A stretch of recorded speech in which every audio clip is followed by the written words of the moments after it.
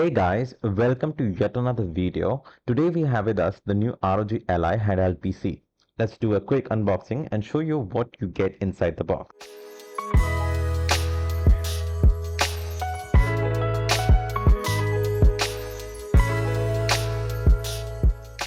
Now inside the box, you will find a small instruction paper on top of the device which basically says plug the device in power and then turn it on.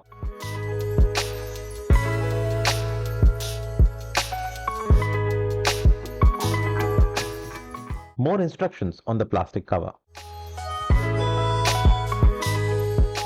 The box is quite small and let's see what's inside here.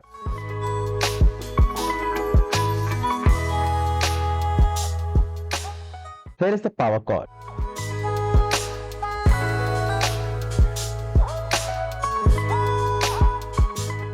And this is the 65-watt adapter. Sorry for the lack of focus. Now let's keep everything aside and let me take you through the exterior of the device.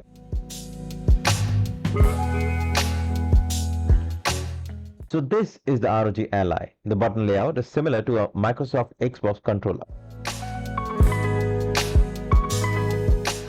On the back, this big port is the XG mobile port and the Type-C doubles for charging and data transfer. You also have a UHS 2 micro SD card reader with support up to 2 TB and a headphone jack. You have two heat vents on the top, a physical volume rocker, quite convenient, and the power button which doubles as a fingerprint scanner. At the back, you have vents for the dual fans inside and the design looks superb in white color. You also see two macro buttons on either side of the grips for extra customization. Now I will quickly set up the device.